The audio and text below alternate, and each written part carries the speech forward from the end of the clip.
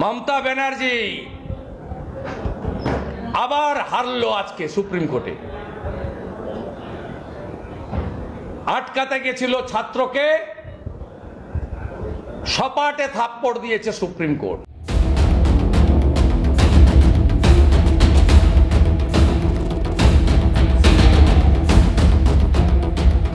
সমাজের আহ্বায়ক সায়ন লাহিড়ীকে ছেড়ে দেওয়ার নির্দেশ দিয়েছিল কলকাতা হাইকোর্ট। সায়ন ছাড়া পেয়ে গেছেন।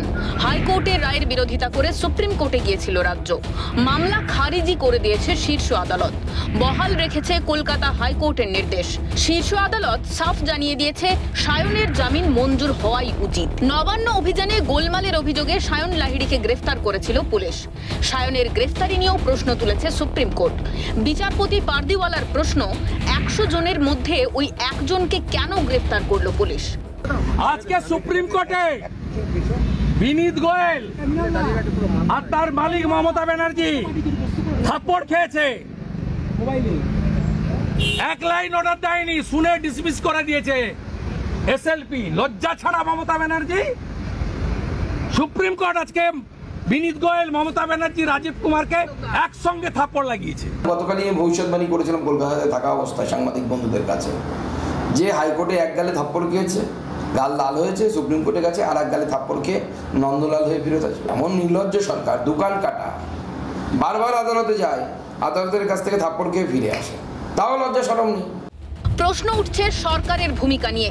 সরকার কেন এখন সায়ন লাহিড়ীদের নিয়ে ব্যস্ত? আরজি করের ধর্ষক খুনিদের চিহ্নিত করতে সিবিআইকে সহযোগিতা করার কি কোনো দায়িত্ব নেই সরকারের? 2012 সালে নারী সুরক্ষার জন্য কেন্দ্র গঠন করেছিল নির্ভয়া তহবিল। প্রতি বছরই এই তহবিলে টাকা পায় বাংলাও। দেশের 8টি শহরের নিরাপত্তা বাড়াতে নতুন উদ্যোগ নেওয়া হয় 2018 সালে। সেই সেফ সিটি তৈরির তালিকায় আছে কলকাতাও। 2019 সালে সংসদে দেওয়া কেন্দ্রের হিসেব বলছে 2019 পর্যন্ত নির্ভয়া তহবিলে বাংলা পেয়েছে 75,70,80,000 টাকা। খরচ করতে পেরেছে কম বেশি মাত্র 3,93,00,000 টাকা। নারী সুরক্ষায় হাতে পাওয়া টাকা খরচ করতে না পারা সরকার কোন অধিকারে সুপ্রিম কোর্টে গিয়ে করের টাকা ওড়ায় সায়ন লাহিড়ীর মতো এক অতি সাধারণ ছাত্রের গ্রেফতার চেয়ে? সরকারি কাজের জায়গায় কিভাবে ঘটলো ধর্ষণ খুনের মতো পৈশাচিক ঘটনা? সেদিকে কেন নজর দেয় না সরকার? অপরাধীদের আড়াল করার অভিযোগ কেন খতিয়ে দেখছে না সরকার? অথচ কলকাতার নগরপালের অপসারণের দাবিতে চিকিৎসকদের মিছিল রুখতে সরকারের ব্যারিকেড বানানোর বহর যেন জানান দিচ্ছে ওদের দায়, ওদের খরচ সব নিজেদের সুরক্ষায়। নজর নেই তাই নারী সুরক্ষায়।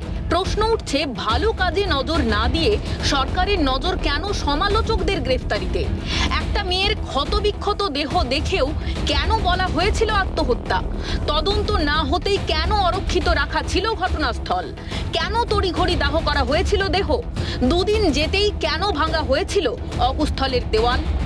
দায় যাদের, দায়িত্ব যাদের, তখনই তাদের বিরুদ্ধে কেন ব্যবস্থা নেয়নি সরকার?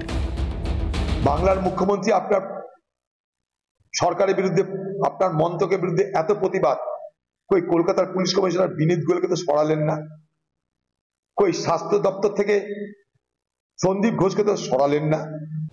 সরকারের দায়িত্ব জ্ঞানহীনতার বিরুদ্ধে সরব যারা, সরকার চাইছে তাদের গ্রেফতারি।